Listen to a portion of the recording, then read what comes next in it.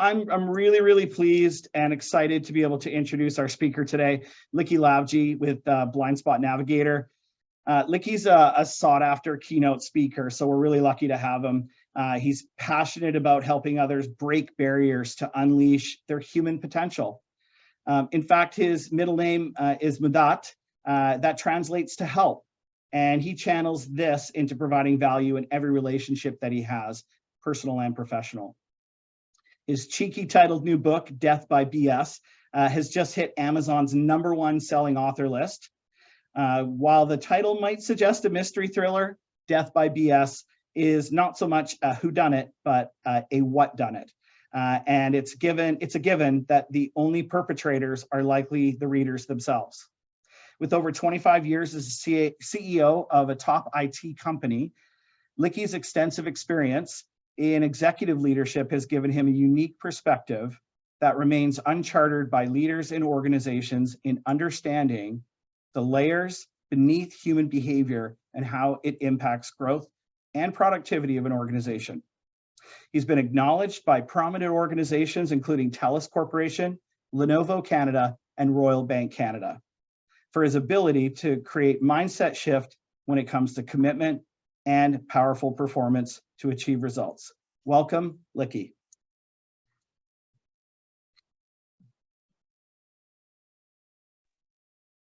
Thanks, Shane. Really appreciate that. Just want to make sure that the audio is working and the video is working fine. You can see me, hear me? Yeah, looks good. Excellent, thank you. Well, you know, it's interesting. I just finished a keynote out in Vancouver here in front of a couple hundred people, and I got to see them. And now I'm talking to a blank screen.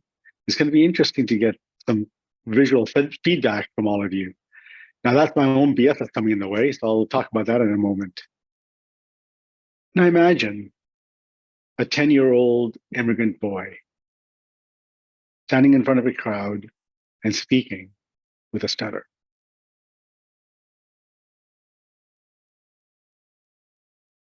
When I was 10 years old, I immigrated to Canada, and my teacher asked me to stand in front of the class and share my immigration story. As any 10-year-old would, gets up in front of the class and starts to speak. And remember, English was not my first language. As I started speaking, a couple of the kids started laughing. And then one chanted, "Go back to where you came from."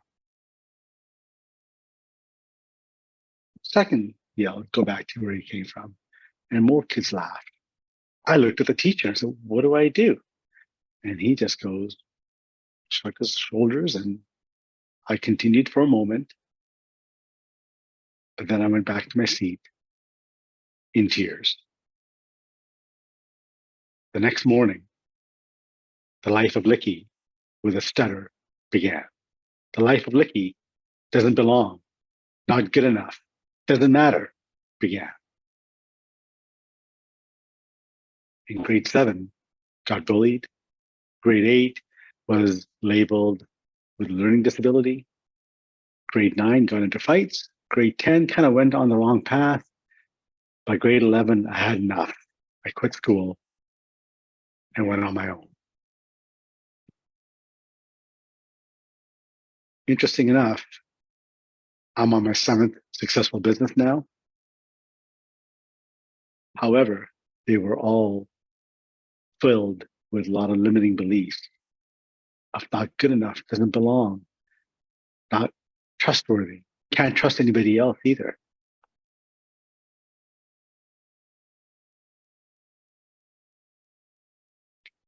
As Shane mentioned, I had an IT company for 25 years, and I sold that 7 years ago. As anybody who would sell an IT company or sell any company, what do? They go to Mexico and sit on the beach and retire, right? And I did that for about 8 days. And I woke up on the 8th day on my favorite hammock, and I was numb. Literally couldn't move. Depressed, had no clue what was happening. I reached out to my coach, Conrad. I said, "Conrad, dude, what's going on?" And he kind of laughed. He goes, "I'm actually surprised it taken you 8 days. I would have figured this would happen in the next couple of days." I go, "What do you mean?" He goes, "You're not sitting here helping anybody anymore. You're not talking to anyone. You're not getting fulfilled. Well, what do? He goes, figure it out. So again, he wanted me to feel the pain. I called up a really good friend of mine and a mentor, Bob Berg. He's the author of a best-selling book called The Go-Givers. And I said, Bob, I've actually given away a couple hundred of your books. I love it so much. He goes, yeah, I know. You've been a great supporter of ours. We would love for you to be a speaker for us. And I said, I can't speak. I have a stutter. And he goes, well, come on down and we'll train you how to be a coach. You know the methodology. We'll refine your tools and get you on to being a coach so you can go back and help people. I said, sure. So I get down to Orlando the next weekend, and there's 9 other people getting certified as coaches. So there's 10 of us all together, including Bob and Kathy, his partner. On the last day of this workshop, he does an exercise and he asked me to stand up. And as I stand up, he acknowledges me for the person that I am. You're kind, you're gentle, you're trustworthy. We're just excited to have you as part of our coaching community. You're going to impact all these lives. Says all these incredible things about me. And then Kathy gets up and says similar yet different things. And then the third person, the fourth person, the fifth person. And all of a sudden, I'm breaking down in tears again. Now, this is, remember, 7 years ago. It's a grown man standing in front of 10 strangers in tears. Bob looks at me and goes, what's going on, Likky? And I said, I've never heard these words before. I'm amazed. He goes, Likky, I wonder if you never listened to these words. I invite you to listen to the rest of the people and then see what happens. So the rest of the people finished. I had a sense of relief off my shoulders. I stood tall. I felt like $1 million. I got all this acknowledgement that I finally heard.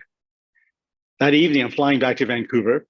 Had a stopover in Dallas. So the flight from Orlando to Dallas was about 2.5 hours. I was sitting next to this incredible passenger. We had this deep conversation. And as we're about to land in DFW, I go to her. Did I have a stutter when we were speaking? She kind of looks at me. She goes, what do you mean? No. I said, oh, interesting.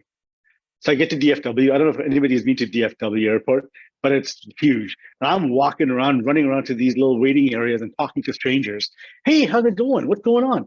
Talking to everyone without a stutter. I get home to my wife and I tell her the story. And she goes, great. It took 10 strangers for you to hear the words that we and your family and your friends have been telling you for years. Moral of the story is I held on to you're not good enough, go back to where you came from for 35 plus years.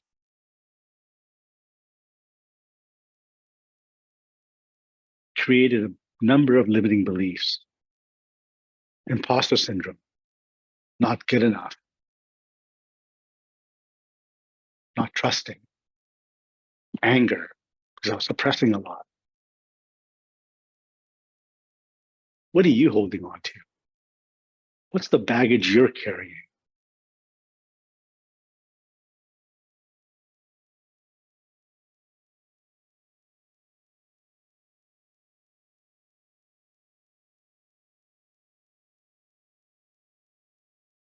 The keynote I just finished, we did a Mentimeter, and I'm going to just share my screen now. I'm sure you guys can see it.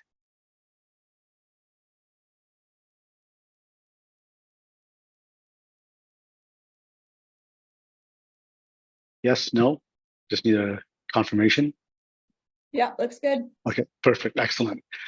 So as I did the Mentimeter, people typed in what their limiting beliefs were, that what they were holding on to. And things like anxiety, not educated enough, arrogant, acceptance, independent, not loved, confidence. I can't do it. I'm not experienced enough. Nobody has my back. Scared of death. Acceptance. The larger the number, the more people, the larger the font, the more people chose that. So you can see not good enough was the number one thing that they wrote in. Lack of confidence was right behind it. Trust. Too old. Fear. What are some of your limiting beliefs?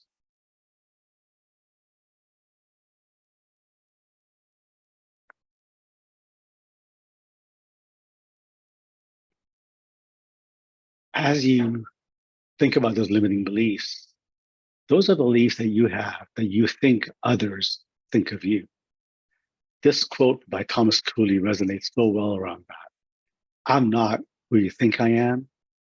I'm not who I think I am. I am who I think you think I am. Now, the nice thing is I'm watching a black screen right now, so I have no idea what you're thinking about me. But imagine this. I'm not who I think I am. I'm not who you think I am. I am who I think you think I am. So if I think I'm not good enough, I'm going to behave I'm not good enough. If I think you don't trust me, I'm going to behave to gain extra trust. Imagine going through life like this.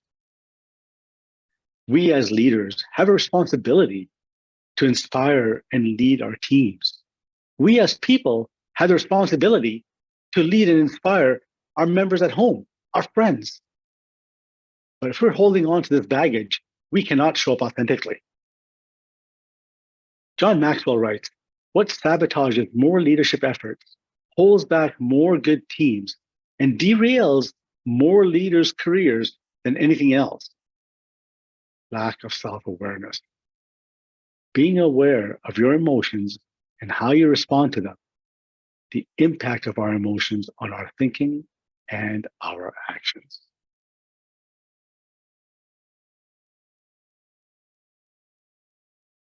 We check our blind spots as we're driving on an ongoing basis. If we didn't, we'd get hurt. This morning, I had to be in downtown Vancouver for a keynote at 9. I left the house at 7:15 thinking I had enough time. Well, remember, we had a little bit of snow, like I think that much. It took me an hour and a half to get to downtown. Was I panicked? Yes. Was I cursing? Yeah, a bit. But I was able to manage my emotions so I could show up authentically for that keynote and then authentically for you. Imagine if I was holding on to that anger, holding on to that frustration, being late. What was I holding on to that would, that would inspire you for me to show up authentically? Now, how do we find our blind spots?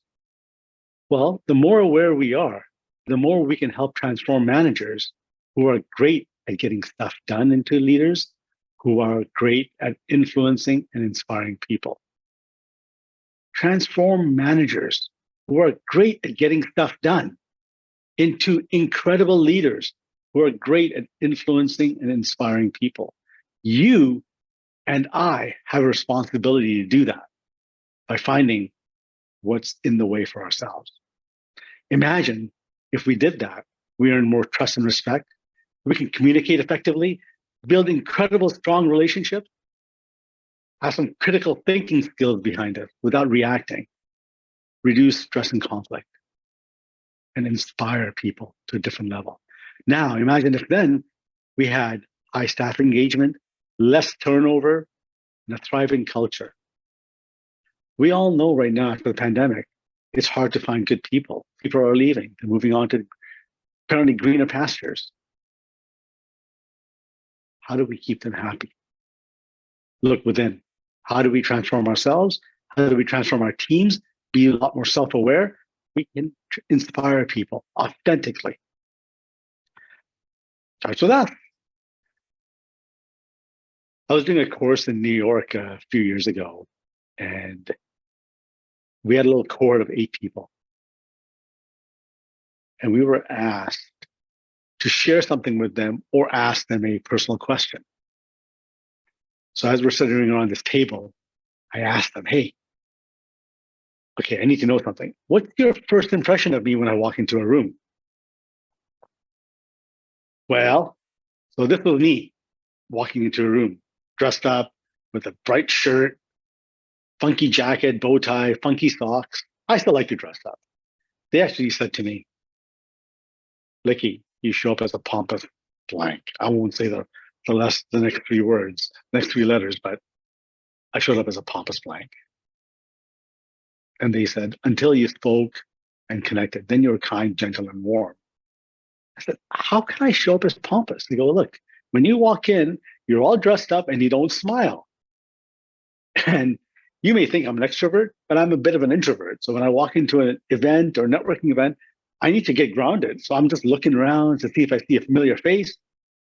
But now what I do is that when I walk in, I have the biggest grin, biggest smile, and it may look weird to some people, but I need to exaggerate my smile so that I don't come across as pompous. The moment I did that at my next networking event, it was so much easier to talk to people because they actually came to me as opposed to me having to reach out to them.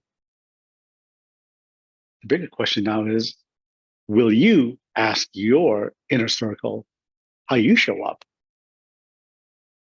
And more importantly, will you do anything about it? And these are the blind spots that affect us. The dictionary says it's an area in which one fails to execute judgment or discrimination. It's our actions and behaviors that impact the people around us without us knowing how it impacts them. Our blind spots impact the people around us. We just don't know what the impact on them is. I had a vice president at my IT company, and she sat me down one day and said, Likky, why don't you trust me? And I looked at her and said, what do you mean? I trust you wholly. You've got access to everything of ours. She goes, you still don't trust me. I didn't know what she meant. It was my behavior, my demeanor, my micromanagement, me not trusting people generally caused her to believe I didn't trust her. Imagine her showing up every day, doing the best job she possibly could for me and the company, thinking Likky doesn't trust me. The impact I had on her life was, I want to apologize to her, and I have. In fact, my book, That's My BS, somebody had asked me, what's it about? I said, it's actually an apology to all of my employees for the 25 years I had my IT company.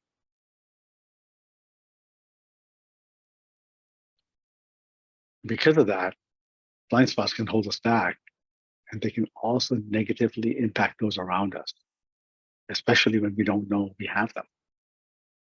Leaders have a responsibility to touch, move, and inspire organizations with their employees. This starts with building trust and vulnerability that allows conversations. This brings out innovation in people. It inspires them. And we need to build trust.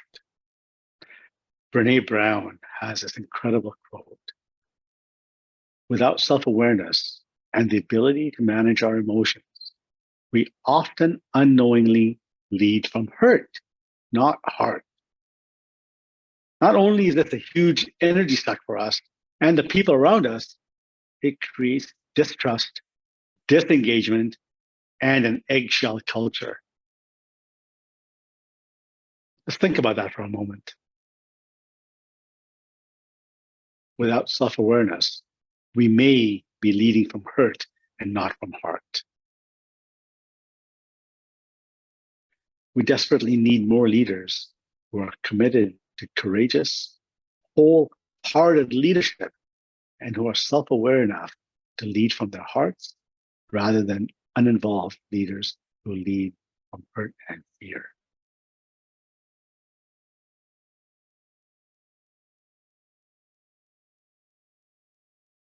That first stat is from Gallup poll.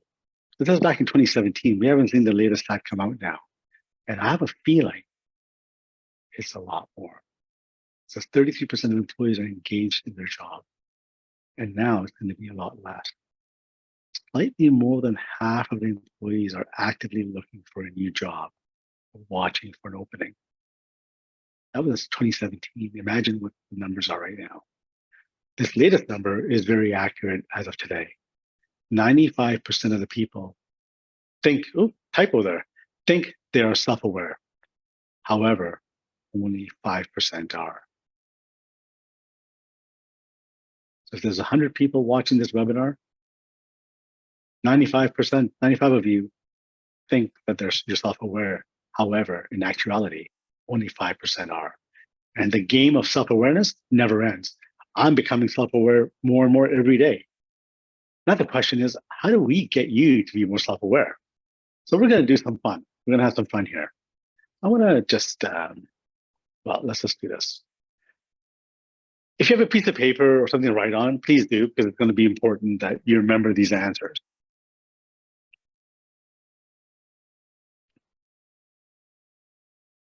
Remember, and ask yourself, are you fast-paced and direct, or are you slow-paced and indirect? Are you fast-paced and direct, or are you slow-paced and indirect?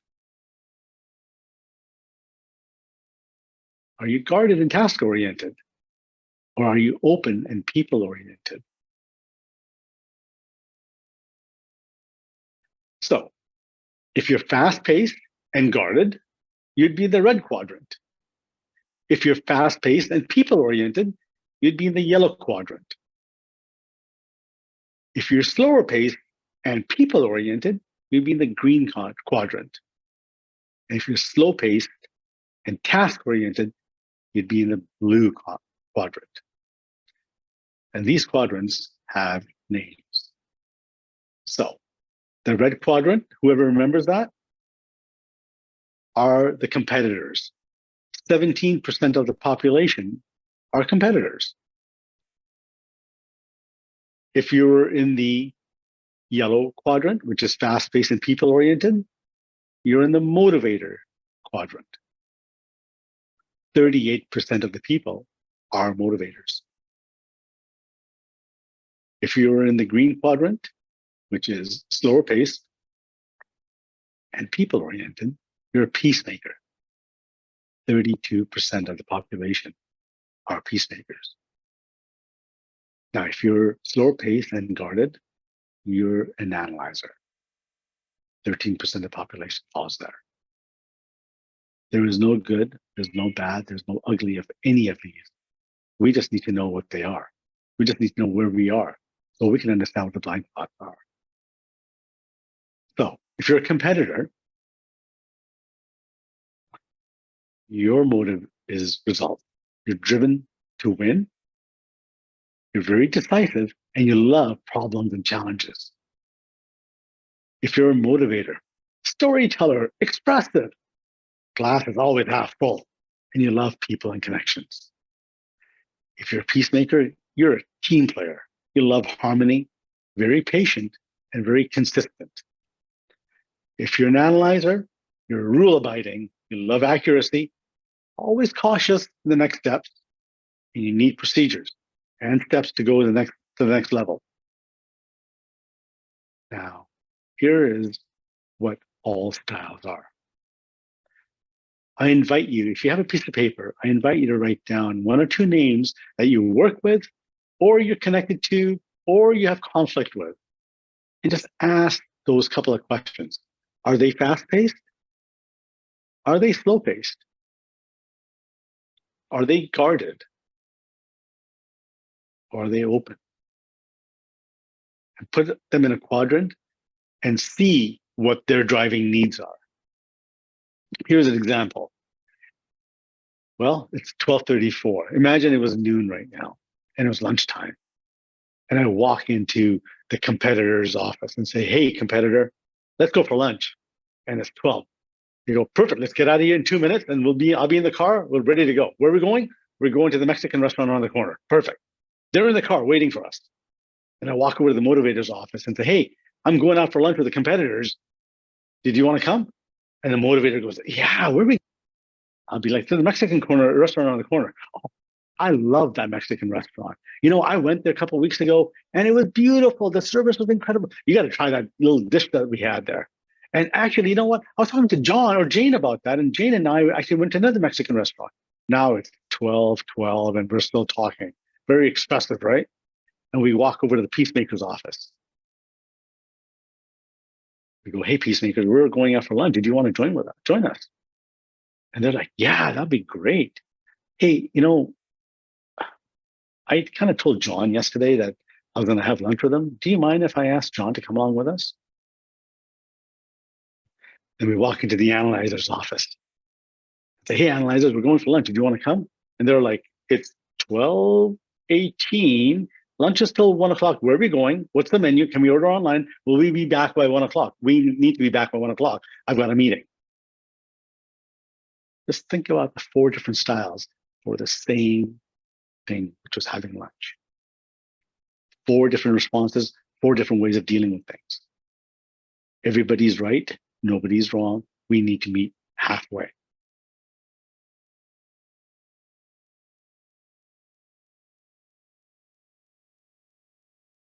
I'm going to go back here for a second.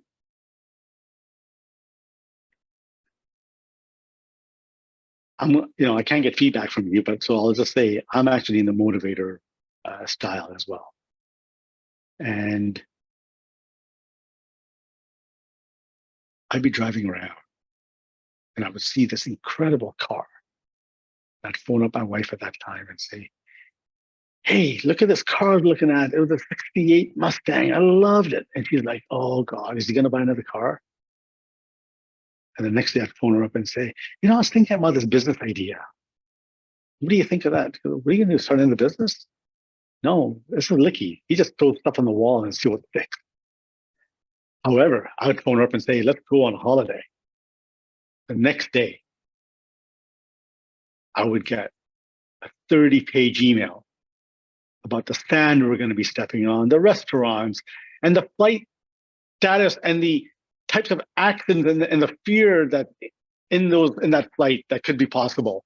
Every single detail is delivered to me in this email. You can guess she's an analyzer. What does Likky do? He doesn't read it. We don't go on holidays. It's too much information. All Likky needed was where are we going, when are we going, and how much. So then what she got used to is in the subject line, we're going to Hawaii for 12 days, X amount of dollars.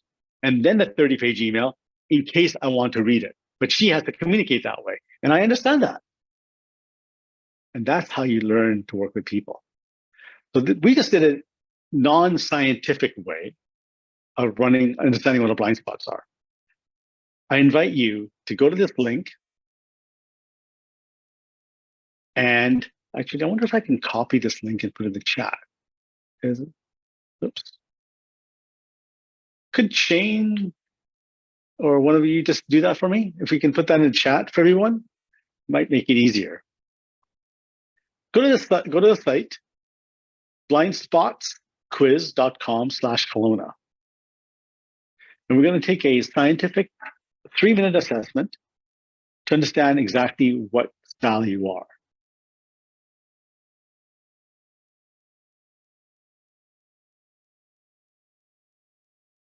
When you get to that link, that page, you're going to see a little page with the little Kermit the Frog, and it'll say get started. Go ahead and get started. Put your work cap on right now. Not your home cap, not your sports cap, your work cap on, and answer the questions based on your work modality. And don't overthink it. Even the analyzers, don't overthink it. Just go ahead and answer what comes up first in your mind. And just the first instinct. And it's about 18 questions. So go ahead and finish that. It takes about 3 minutes. And at the end, of course, I'm going to ask you for your email address so I can spam you. However, you can unsubscribe right away, but you need to get the first email, which is the assessment result.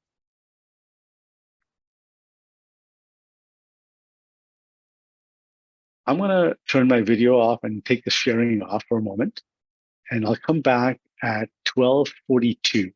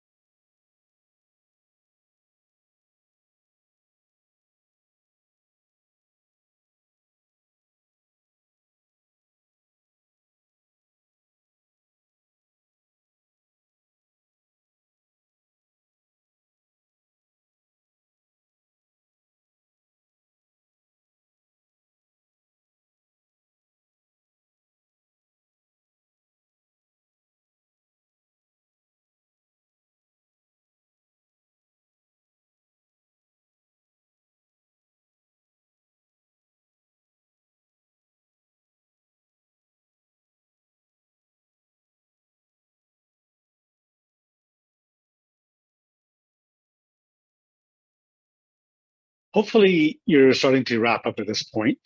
Give it another second. And when you finish, you'll get a landing page with a video as well as your style written on there. And near the bottom of the page you'll see the secondary and tertiary styles that you possibly fall under.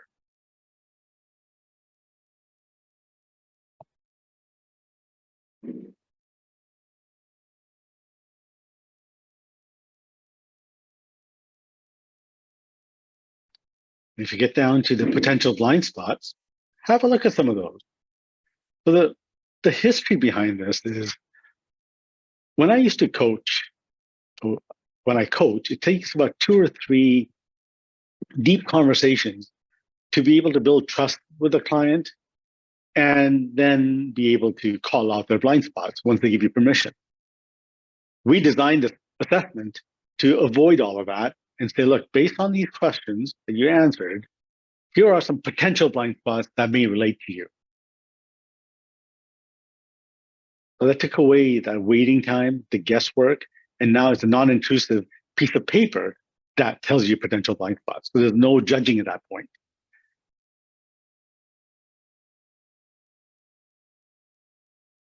And also, as mentioned before, we'll do some Q&A after. So if you start having questions, let's put them into the Q&A box at the bottom, and we'll go ahead and get to those as we go along. I'm going to go ahead and share my screen again.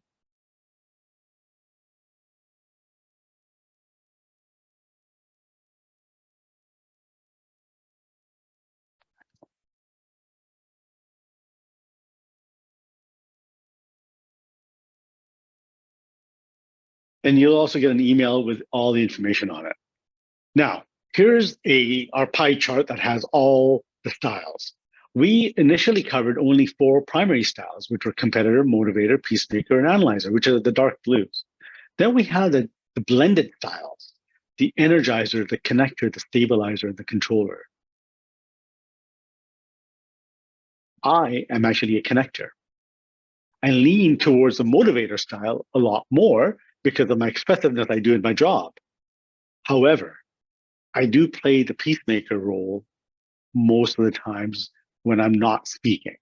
When I'm coaching, I have to be a peacemaker, for example. When I'm facilitating a leadership program, I have to be a peacemaker, along with the motivator. So that's where it's a blend. So some of you may have gotten energizer, connector, stabilizer, controller. Again, none of it's good, none of it's bad. You're exactly the way you're supposed to be. The point here is wherever you are, see that little white circle in the middle is where you need to meet everybody. We need to understand where other people are, what their driving needs are. Like, for example, competitor is to win. Stimulation, energizer. Motivator is expressive. Connector is to be wanted.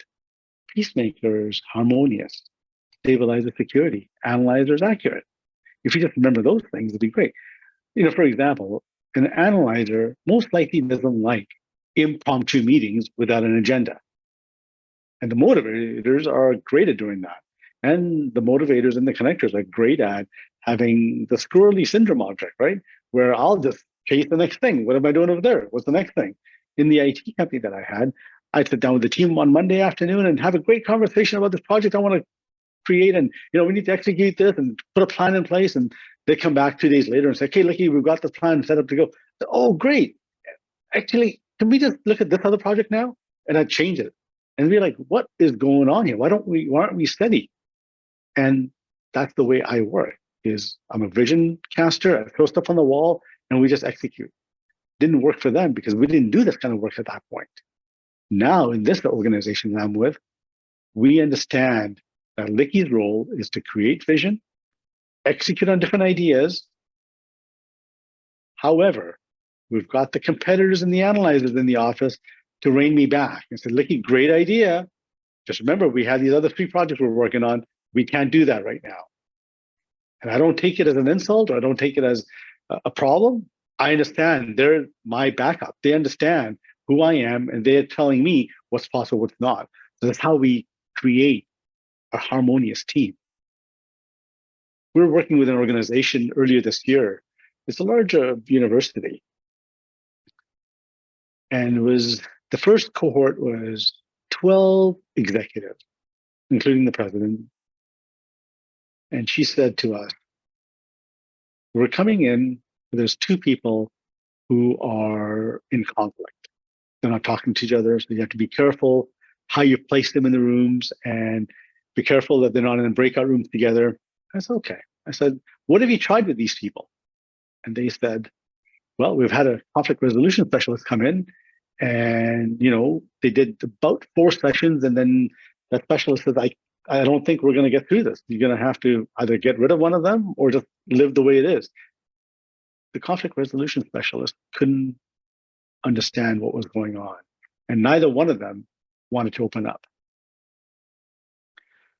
So I kind of said to her, I said, are you okay if we try something? And she goes, sure. Part of a leadership program, we also offer one-on-one coaching with 3 people a month in the cohort.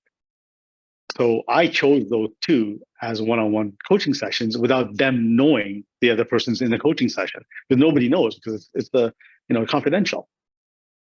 As I did the coaching with them, the 3rd session for both of them, they both at the same time, different sessions, said to me, Likky, I think I want to make it work with this other person.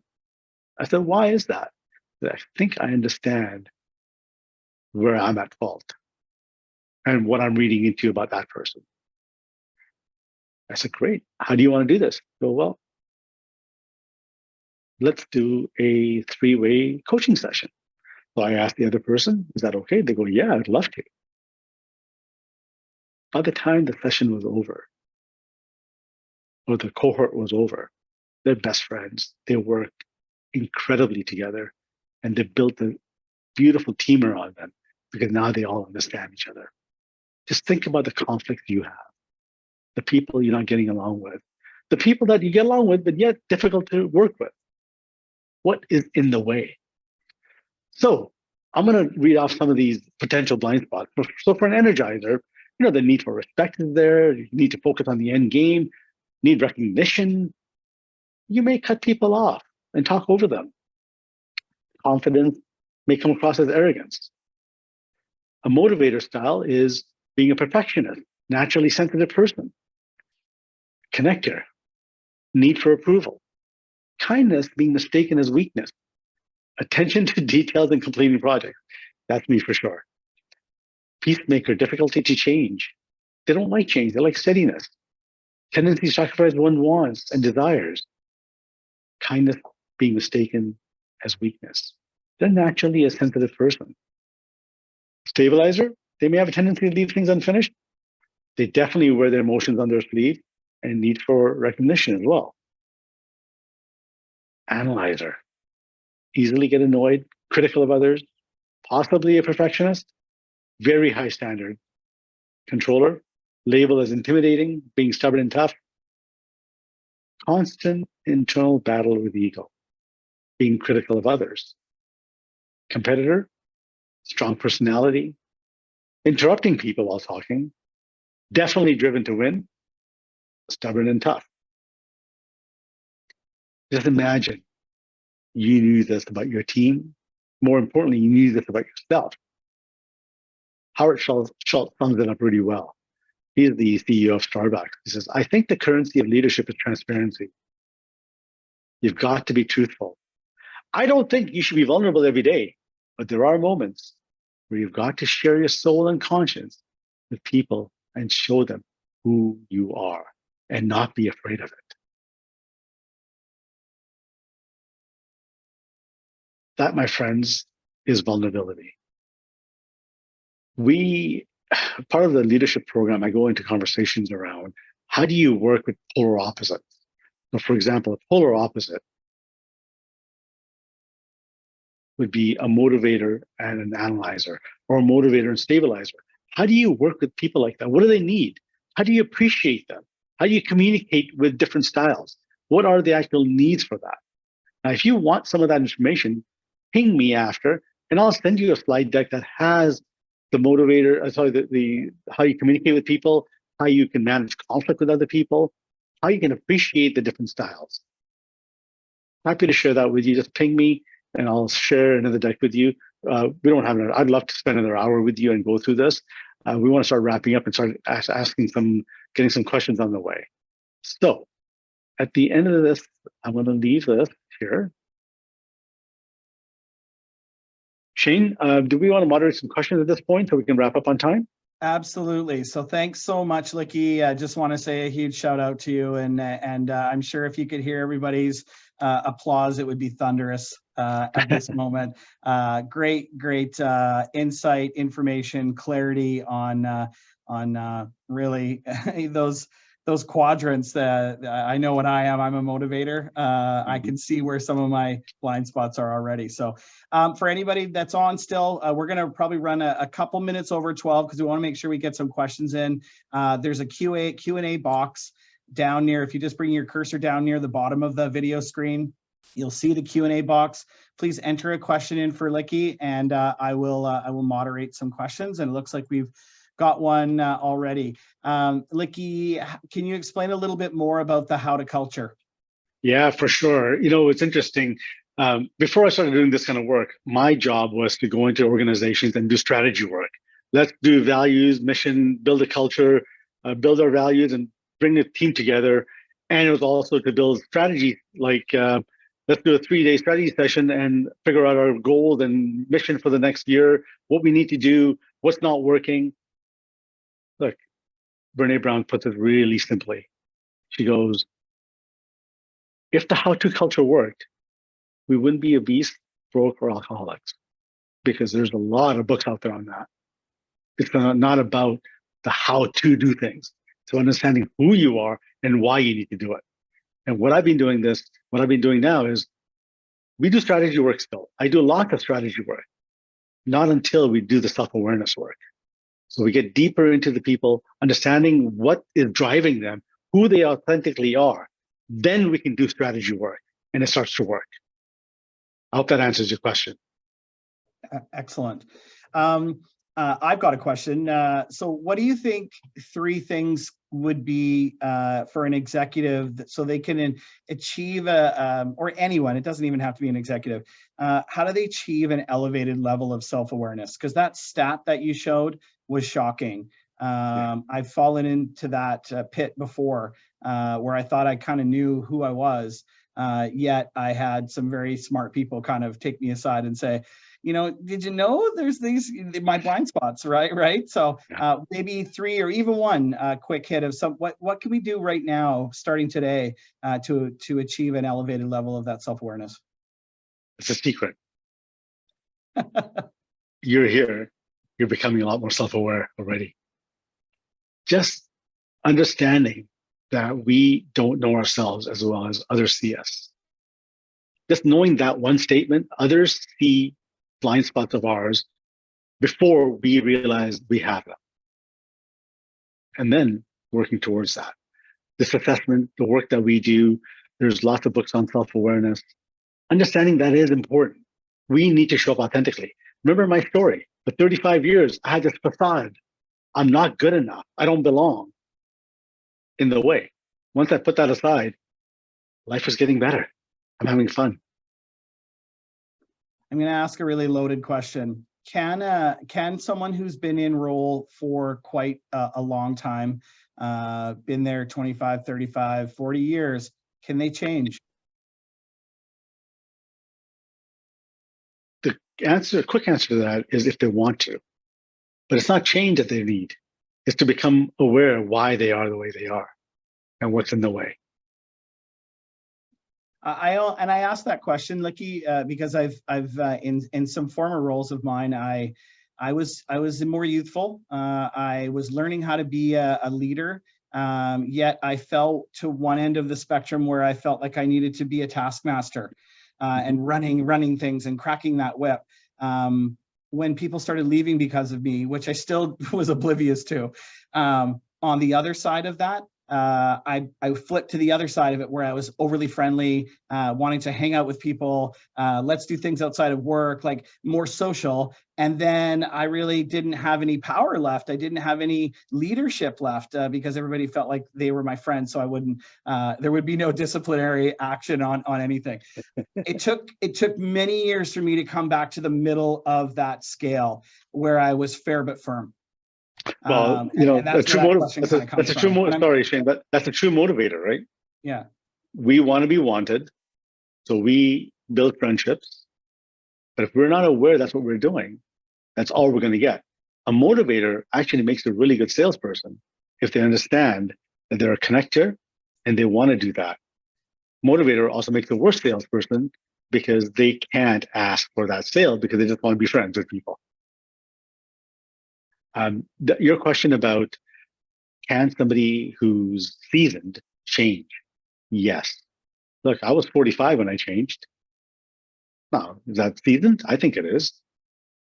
So there's never, I'm working with a client right now who's 64. There's never too late. We've got lots of years left, and the more where we are, you know, so I'm 55 today. I've had 55 years of bad programming in my head. I need to rewire it to become who I am. And it's an ongoing process. It is a brave new world. It is. Any final questions, guys? You've got about a minute to put them into the Q&A. Likky, any final words while we're waiting for maybe that last question? You know, at the end of the day, just being aware, the way we say it is left unaware, that's where blind spots occur. It's our past experiences where the blind spots lie. It's how we took our past experience and the misinterpretation of that past experience. Somebody said something to you and you put an interpretation to it and you created a narrative around that. Right or wrong, it's a narrative. It's the facts are you are an incredible human being. Incredible human being. However, there's something that was done, a narrative was created that's coming in the way of being that. Authentically showing up is hard, but it's so much fun. Excellent. Lastly, Death by BS available on Amazon, I'm sure. It's on Amazon. What we're going to do is there'll be a follow-up email that goes out to anybody who took the assessment. I will share some additional information on how to deal with polar opposites and conflict. You know, if one thing I can do, if I can tell stories more about we solve conflict within an organization, if I could just do that full time, I would love to do that because there's so much of that if people aren't happy going into work.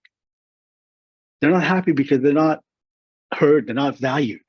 And if we can just change that culture that everybody wants to be there, that great resignation, people leaving stops. And we just stay there. And we're excited to be there. Likky, thank you so much for being here today. Lots of insight and lots of learning, and really appreciate your time. And thank you for being a chamber member. I know you're adding tons of value to our members who joined us here today. So thank you, and have a wonderful rest of your afternoon. Thank you. Pleasure. Thanks everybody for joining today. Really appreciate all of your time, and I hope to see you out at another chamber event in the coming days, weeks, months. We've got lots going on.